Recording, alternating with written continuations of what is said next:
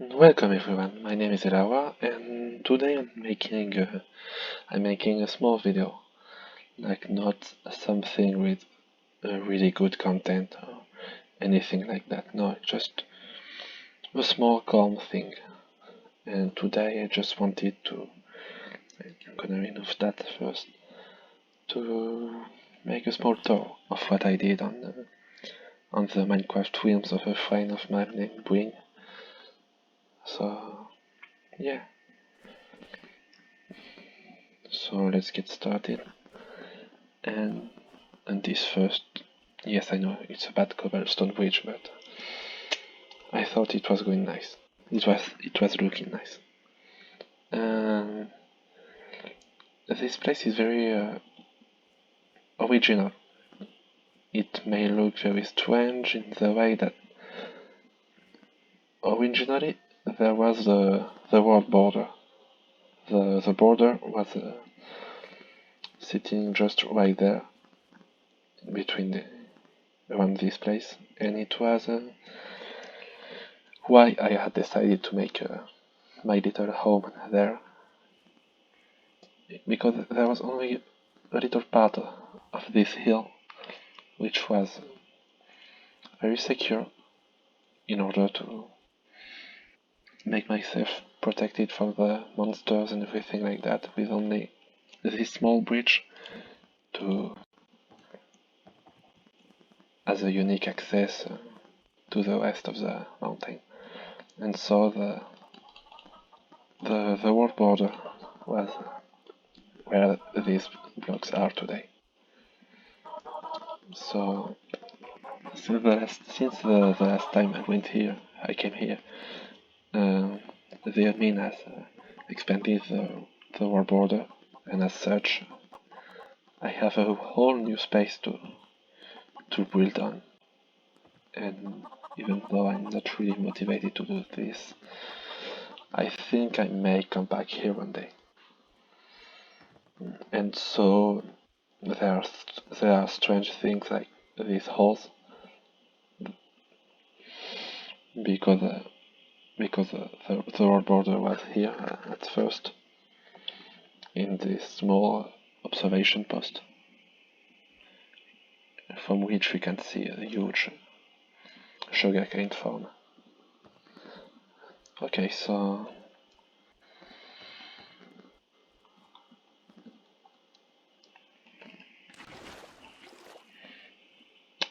okay, shouldn't have done that. I definitely shouldn't have done that.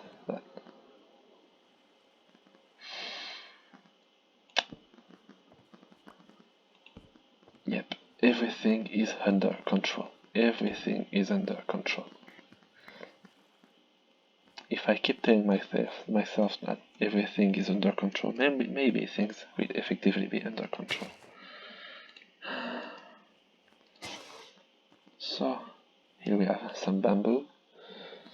And here some acacia trees that were not here originally, even though we are in a savanna. Some watermelon and pumpkins, very nice. Again with the border which was laying here.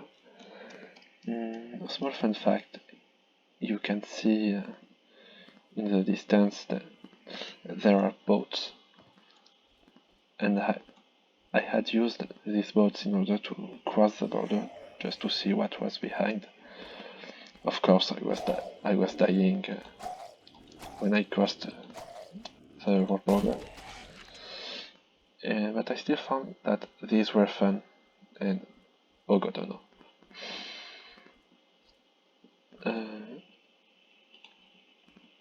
But since now the world border is no more here, it feels less funny. Like these boats are like totally regular boats. And it's not funny, as I said.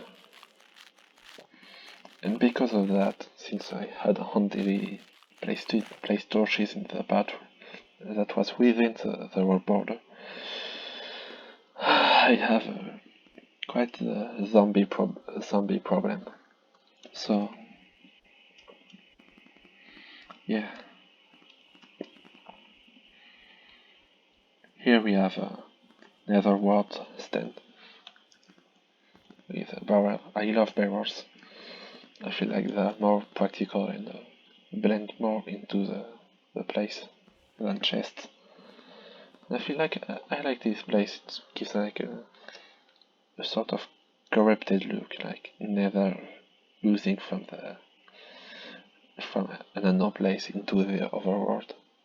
And so I feel like it's nice. Here we have some nice fields with carrots, potatoes, and beetroots. I like them.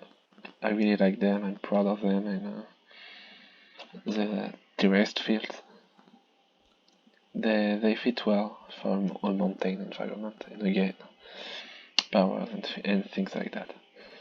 And here we have the hidden fields. Well, not so hidden anymore, but keep in mind that again, the world border was going through from here to here before. As such, they were also very nicely protected because of that, because of the mountain ranges here, and the big hill here. But since then, I decided to put more light and to use this small valley into a new nice extension for my field. And so it's going up to here with another waterfall. I feel like it's really nice, honestly.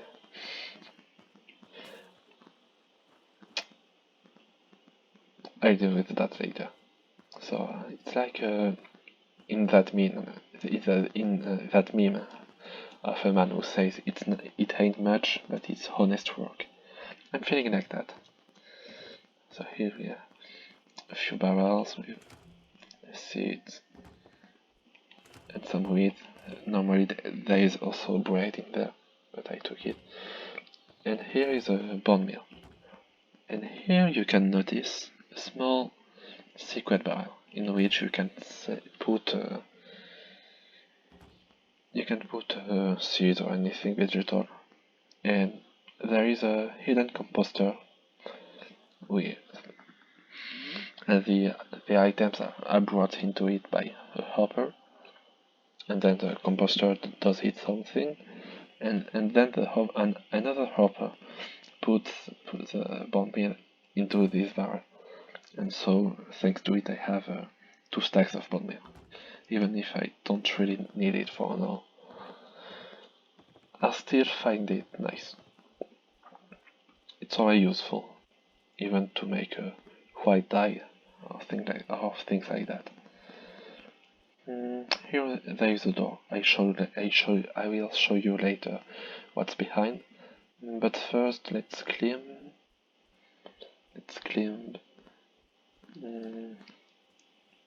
Inside there is a quarry, which I use to get much stone, some ores and things like that. There was before, like, why is it? There was before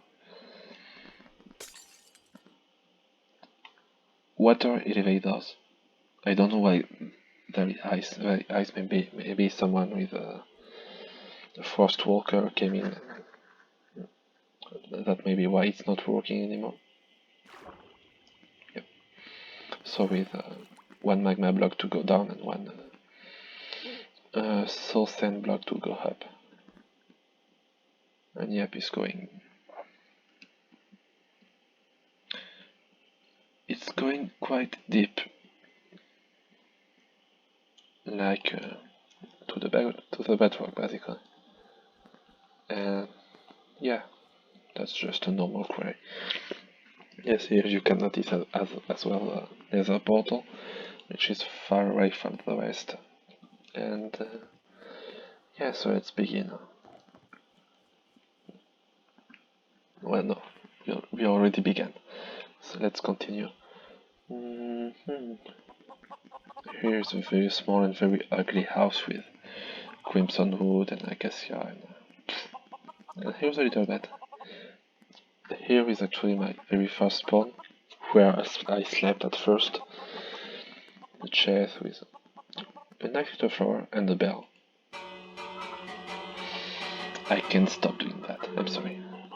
And the campfire is really useful when you're surviving at first, with some coordinates. Because here we are very far away, and even though the border is now twice as far away as it was before from the spawn, we are still far, so hence why I hadn't written the coordinates of the spawn and of the nether fortress. So maybe I will show you one day in another video. Here's a very small egg farm, which is working well, we can say. And let's go inside. Here's a map of the hill where I am. So yeah, the border was going like this before. But now you can see, like, in this valley where I expanded my fields, I have a much bigger place to build. And if you're wondering what the dark red stuff is, it's just magma blocks. Because at first I had a second wall made of cacti, but that wasn't a way very efficient to repel mobs, so I had decided to place magma blocks so that whenever a zombie or a creeper or anything like that walk on it, they will be slowly taking damage and dying, which is nice. So yeah, here is a small balcony where we can see the fields from here, as well as more parts of the savannah. And so let's descend. I love these thick basalt pillars. Like, I feel like they're not going down to the bottom of my base, but it's not finished yet, and it's been a long time since I've last been here, so I don't know if that will ever be finished today. So here is a classical chest room with chest for almost everything. Here with some extra cobblestone because I never have enough room to store cobblestone. And then downstairs we have the smeltery with normal furnace, with blast furnaces, and with smokers. And this little contraption, I'm very proud of it, even though I must admit, without a tutorial, I would never have succeeded to make it. It is an automated furnace. Basically, you input what you want to smelt or to cook here, the fuel here, you turn the lever on, and then magic will operate. And in the end, when everything will be done, the output will be here in this large chest. And so behind, you can see that it's a lot of hoppers, and mostly two minecarts with chest. And when I will turn on the lever, when I will switch the lever, it will make the two minecarts go back and forth, and as such they will evenly distribute the items and the coal in order to allow for a nice repartition, a nice distribution of the items, and so a more efficient smeltering. And here there is lava, it's just for decoration. And so we were talking about this door. It's just a shortcut. and yeah, that's it. It makes things simpler when I want to quickly go to smith things or to go downstairs or things like that. Hi, Mr. Chicken. Here it's another access to the fields, and if you go upstairs, here is a room, a useless room that I call lava storage room, where you can simply store lava. It took me so much time to make, especially so much time to fill, because when I made it, it was in 1.16, and so the technique to get infinite lava with uh, dripstone and cordon wasn't available yet because there were no dripstones, and so I had to go manually to deep lava lakes or to the nether to get this. And yeah, I'm not gonna run out of lava now. And here's a stone cutter and an access from here to the room, because at first I had dug in here before I had made the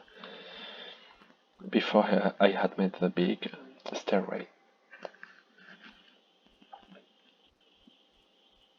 Here, there's supposed to be another room, but I never had the courage to make it. And here is my biggest project and my biggest failure, which is basically an enderbiome. Basically, mobs are supposed to spawn here, friendly mobs like cows and pigs and chickens, in order to have a good food supply and things like that. But sadly, it never worked. I don't know if it's because it's underground or if there are other things outside because of the biome. I don't know, but I'm sad because it took me so much time and I had to sacrifice a few things. Now that I remember it, the quarry is about here, and so I had to dismantle the water elevators. That's why they were not working anymore. So yeah, I think that's it. And the few chickens that are here, I suppose it's just because of the egg farms I have on the surface. That's why they are here, but else they haven't spawned naturally, which is really a shame. So shameful that I even hadn't the courage to gather enough basalt to continue the appearance. But fine, I need to try to learn from my mistakes. Yeah, I hope it will be better soon. And yes, if you hear music that it doesn't really sound like Minecraft, that's normal. It's just because a friend of mine gave me a sound pack that is made of music and sound effects from Skyrim, and so that's why the ambient feels a bit different. But yeah, another strange thing because of the border, because normally you aren't supposed to be able to see this from the other side, so I hadn't bothered about making something clean.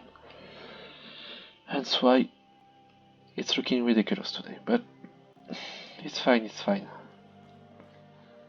So yeah, here's what I have done on this realm, and maybe I will show you one day if I have made progress, or I show you what the other people, what my friends in here made, with their permission of course, in order to give you a bit more content, or just because I like doing this, even though I know that my English is really lame, and I'm sorry again if I just made your ears bleed, because of that.